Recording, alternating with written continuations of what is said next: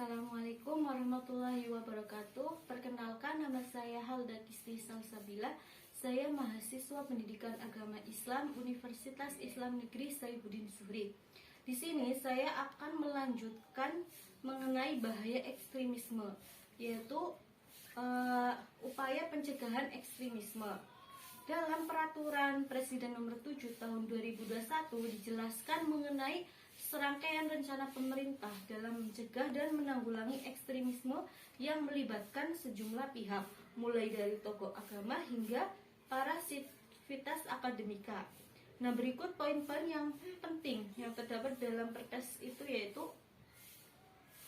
yang pertama itu pelibatan influencer. Nah, salah satu yang menjadi fokus pemerintah dalam penanggulangan ini yaitu peningkatan efektivitas kampanye pencegahan ekstremisme di kalangan kelompok rentan. Dalam upaya ini, pemerintah melibatkan sejumlah kalangan, mulai dari tokoh pemuda, agama, adat, tokoh perempuan, media massa, hingga influencer media sosial.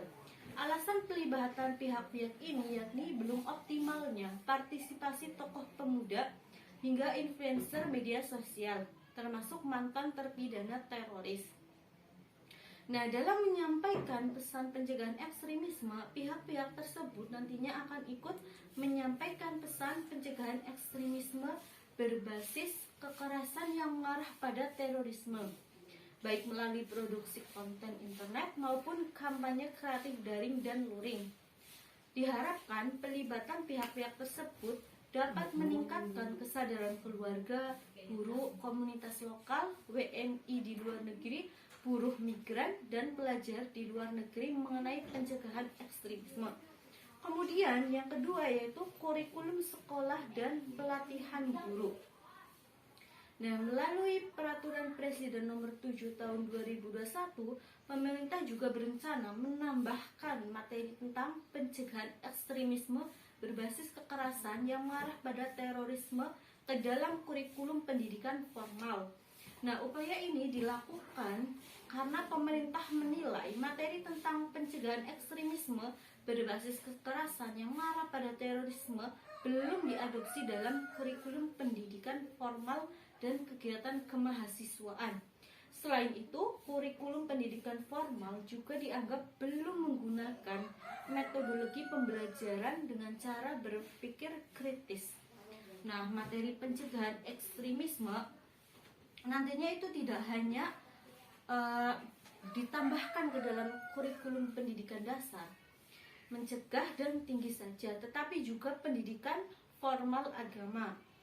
Dengan adanya langkah ini diharapkan proses belajar mengajar di pendidikan formal mengadopsi materi pencegahan ekstremisme dan menstimulasi cara berpikir kritis peserta didik. Selain itu, penambahan materi untuk peserta didik, pemerintah juga berencana memberikan pelatihan pada guru, dosen, dan dosen agama pendidikan formal tingkat dasar, menengah hingga perguruan tinggi tentang metode dan materi pembelajaran pencegahan ekstremisme. Selain itu, akan dilakukan peninjauan ulang alat-alat pembelajaran, termasuk buku pelajaran di setiap jenjang pendidikan. Diharapkan seluruh alat pembelajaran di lembaga pendidikan formal itu mendukung upaya pencegahan dan penanggulangan ekstremisme. Nah, kemudian yang ketiga yaitu pelatihan pemolisian. Jadi, pemerintah juga ingin meningkatkan efektivitas pemolisian masyarakat dalam mencegah ekstremisme. Berdasarkan definisi yang tercantum dalam Peraturan Kapolri Nomor 3 Tahun 2015, pemolisian masyarakat yang selanjutnya disingkat Polmas adalah suatu kegiatan untuk mengajak masyarakat melalui kemitraan anggota Polri dan masyarakat sehingga mampu mendeteksi dan mengidentifikasi permasalahan keamanan dan ketertiban masyarakat di lingkungan serta menemukan pemecahan masalahnya. Pelatihan pemolisian masyarakat yang mendukung upaya pencegahan ekstremisme berbasis kekerasan yang mengarah pada terorisme. Bunyi petikan lampiran Perpres melalui langkah ini. Melalui langkah ini diharapkan pemahaman serta keterampilan polisi dan masyarakat dalam mencegah ekstremisme berbasis kekerasan yang mengarah pada terorisme dapat meningkat. Kemudian yang keempat yaitu pelatihan penceramah. Tak hanya itu, pemerintah berencana memberikan pelatihan kepada penceramah dan pengelola rumah ibadah agar memiliki pemahaman terhadap pencegahan tindakan ekstremisme berbasis kekerasan yang mengarah pada terorisme. Nah, pelatihan pengelolaan rumah ibadah tentang pencegahan ekstremisme berbasis kekerasan yang mengarah pada terorisme dan pelatihan bagi penceramah agama untuk mendorong moderasi beragama. Demikian bunyi petikan Perpres. Lewat pelatihan tersebut, pemerintah ingin menghasilkan banyak penceramah yang memiliki sikap moderat dalam menyampaikan ajaran agama.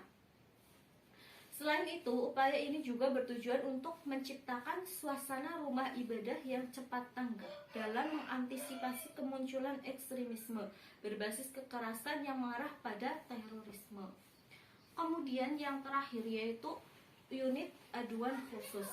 Melalui Peraturan Presiden Nomor 7 Tahun 2021, pemerintah pun bakal membentuk unit aduan khusus dengan tindak pidana korup terorisme di lembaga penegak hukum seperti Polri dan Kejaksaan.